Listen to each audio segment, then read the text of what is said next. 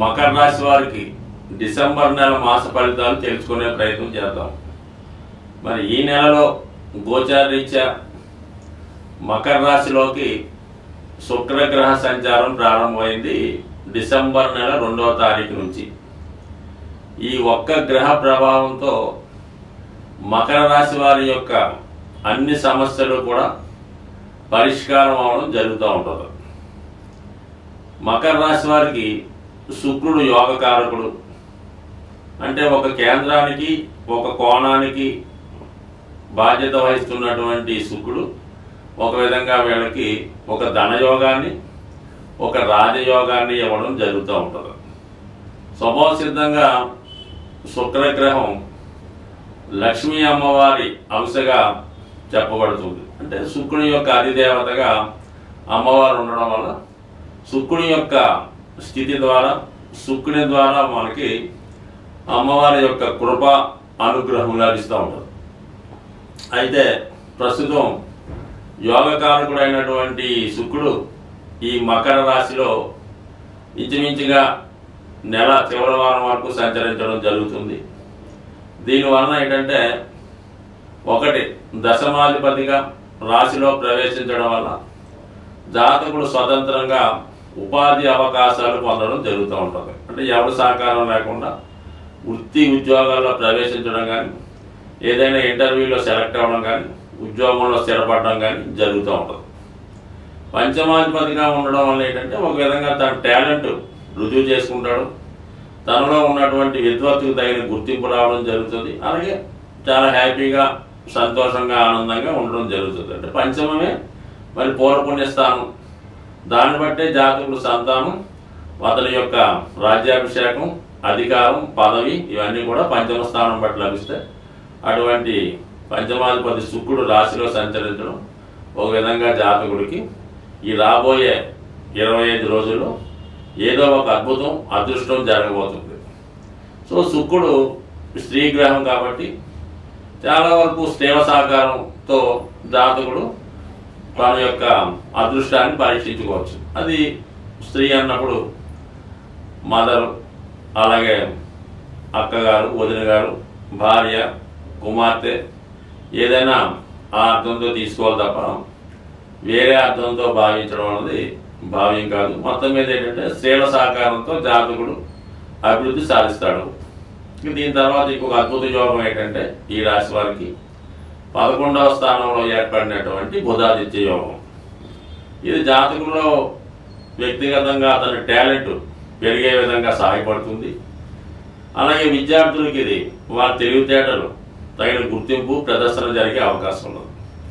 ఇక రవి లాభస్థానం అంటే ప్రభుత్వ సహకారం వస్తుంది. ప్రభుత్వ పథకాలు మీకు అనుకూలంగా ఉంటాయి. అలాగే మీ యొక్క తండ్రి గారు తన పెద్దవాళ్ళు మీకు సహకరిస్తారు. వారి యొక్క సలహాలు మీకు చాలా వరకు ఉపయోగపడతాయి. అంటే వాళ్ళ సలహా తీసుకొని చేయడం వల్ల మీకు సరైనటువంటి గమ్యం చేరుకుంటారు. మీరు అనుకున్న కార్యక్రమం నెరవేర్చడం జరుగుతూ ఉంటుంది. ఇక బుధుడు షష్ఠ భాగ్యాధిపతిగా లాభస్థితిలో రావడం వల్ల ఆర్థిక పరంగా ఉన్నటువంటి సమస్యలకి అటు ప్రభుత్వ రుణం కానీ లేదంటే మీ యొక్క సామర్థ్యం ద్వారా సంపాదించిన ధనం కానీ అదృష్టం ద్వారా అంటే మీ యొక్క బాస్ ద్వారా అవచ్చు, తండ్రి గారి ద్వారా అవచ్చు, సహజ భాగ్యకారకుడు రవి, మీకు భాగ్యాధిపతి బుధుడు, ఈ ఇద్దరు కలిసి ఒకేసారి వచ్చినప్పుడు ఒక విధంగా అదృష్టం అనేది పెద్దవాళ్ళ రూపంలో మీ యొక్క సంతాన రూపంలో ఏ విధంగా అయినా సరే రావచ్చు. ఖచ్చితంగా ప్రభుత్వ సహకారం లభించే అవకాశం ఉంది. మీ యొక్క పుణ్య ఫలితం ఈ సమయంలో మీకు అనుభవంలోకి రావడం జరుగుతుంది. సో ఈ విధంగా మరి మేజర్ గ్రహాలైనటువంటి ఈ శుక్ర బుధ రవి అనుకూలించడం ఇంచుమించుగా మనకి డిసెంబర్ 15 వరకు ఈ బుధాదిత్య యోగం మీ ఆర్థిక సమస్యలను పరిష్కరిస్తే డిసెంబర్ 15 తర్వాత ఏర్పడినటువంటి వ్యయస్థానంలోకి వచ్చినటువంటి రవి అంటే అష్టమాధిపతిగా ఉన్నటువంటి రవి వ్యయస్థానంలోకి రావడం ఒక విధంగా జాతకుడికి ఒక విపరీత రాజయోగం ఏర్పడుతూ ఉంటుంది. అయినప్పటికీ కూడా మరి డిసెంబర్ 15 తర్వాత వైద్యపరమైనటువంటి ఖర్చులు, ప్రభుత్వానికి చెల్లించవలసినటువంటి ట్యాక్స్లు వగైరా చెల్లించడం, అలాగే మీ యొక్క తండ్రి గారికో గురువులకో సేవించుకోవడం, వారికి ఏదో విధంగా సహకరించడం, వారికి వైద్య సహాయం అందించవచ్చు. వారి యొక్క నివాసానికో వారు ఉండడానికో ఏదైనా వసతి లాంటిది ఏర్పాటు చేయడం, అంటే వారిని మీ కేర్లో తీసుకొని తగు విధమైన రక్షణ బాధ్యత స్వీకరించే అదృష్టం మీకు రవి భగవానుడు డిసెంబర్ 15 తర్వాత కల్పించుకుంటూ ఉంటుంది. ఒక విధంగా వారిని మీరు సేవించుకోవడం వల్ల మీ యొక్క పితృరుణం తీరి మీ యొక్క సంతాన అభివృద్ధి, ఉద్యోగ అభివృద్ధి కలిగే అవకాశం ఉంటుంది. సో ఇది ఒక గొప్ప అవకాశం ఈ రాశి వారికి. ఇక యాస్టీజ్గా గురువు 5వ స్థానంలో సంచరించడం, రాశి అందే శుక్రుడు, ఈ 2 గ్రహాలు కూడా జాతకుడికి ఒక విధమైన ఆధ్యాత్మిక చింతన పెరుగుతుంది. అలాగే పూర్వపుణ్యం ఫలించడం వల్ల మీ యొక్క సంతానం యొక్క అభివృద్ధి మీకు ఒక గర్వకారణంగా ఉండే అవకాశం ఉంది. సో ఏదైనా వాళ్ళు మీ యొక్క పిల్లలు కొత్తగా ఉద్యోగంలో ప్రవేశించడం కానీ, విదేశ అవకాశం రావడం కానీ, అంటే వారికి ఆల్రెడీ ఏదైనా సంతానం కలగడం కానీ, ఇటువంటి గొప్ప శుభకార్యాలు మీకు ఈ నెలలో జరిగే అవకాశం ఉన్నది. సో ఏదైనా ఒక రాశి వారికి మకర రాశి అనుకుందాం, ఈ శుభగ్రహం ప్రవేశించడం వల్ల చాలా వరకు శుభ ఫలితాలు మీకు అనుభవంలోకి వస్తాయి. అదే పాపగ్రహం మీ రాశిలోకి ప్రవేశిస్తే ఇప్పుడు చెడ్డ ఫలితాలు రావడం జరుగుతుంటుంది. ఒక విధంగా శుక్రుడు మీకు అనుకూలించడం వల్ల మిగతా గ్రహాలు కూడా శుభ ఫలితాలు ఇవ్వడం జరుగుతూ ఉంటాయి. మరి ముఖ్యంగా కుజుడు 7వ స్థానంలో వక్రగమనం పొందడం వల్ల మరి డిసెంబర్ 6 నుంచి మరి అది కొద్దిగా వైవాహిక జీవితంలో కొన్ని ఇబ్బందులు, ఎడబాట్లు, చికాకులు వచ్చే అవకాశం ఉంది. సో ఈ సమయంలో ఎవరైనా ఈ మకర రాశిలో ఉన్నవాళ్ళు దూరంగా భార్యాభర్తలు ఉంటే వాళ్ళు మళ్ళీ ఒక చోట ఉండడానికి కానీ, కోర్టులో సమస్యలు ఉంటాయి కానీ ఏమన్నా కొంతకాలం పాటు పోస్ట్ పోన్ చేసుకోవడం మంచిది. ఇప్పుడు ఈ సమయంలో సమస్యలతో ఉన్నటువంటి మీ వివాహ జీవితాన్ని ఏదో విధంగా రాజీ చేసుకుందామని ప్రయత్నిస్తే అది సంపూర్ణంగా సెటిల్మెంట్ అయ్యే అవకాశం ఉంటుంది. కాబట్టి సాధ్యమైనంత వరకు తిరిగి వివాహ బంధాన్ని కొనసాగించాలి అనుకునేవాడు వాటి జోలికి కొంతకాలం పాటు, అంటే ఇంచుమించుగా ఫిబ్రవరి, మార్చి దాకా కూడా ఈ వివాహ వాసన అలాగే వదిలేస్తే దాని తర్వాత ఆటోమేటిక్గా సెటిల్ అయ్యే అవకాశం ఉంది. స్వస్తి. సాధారణంగా ప్రతి నెలలో కూడా ఈ గ్రహాల యొక్క అనుగ్రహం కోసం కొన్ని పండగలు కూడా రావడం జరుగుతూ ఉంటుంది. మరి ఈ డిసెంబర్ నెల 7వ తారీఖున మరి సుబ్రహ్మణ్య షష్ఠి, అలాగే డిసెంబర్ 30వ తారీఖున హనుమత్ జయంతి. ఇవి కోయిన్సైడ్గా ఆలోచించినప్పుడు సుబ్రహ్మణ్య స్వామి మరి కుజుని యొక్క అవతారం అనుకోవచ్చు, కుజుని యొక్క అధిదేవత అనుకోవచ్చు. ఎవరైతే సంతాన సమస్యలతో బాధపడుతున్నారో, అంటే సంతానం కొరకు ఎదురు చూస్తున్న వాళ్ళు, అలాగే వివాహం కొరకు ఎదురు చూస్తున్నటువంటి వధూవరులు, వీళ్ళకి ఈ సుబ్రహ్మణ్య అనుగ్రహం తప్పనిసరి.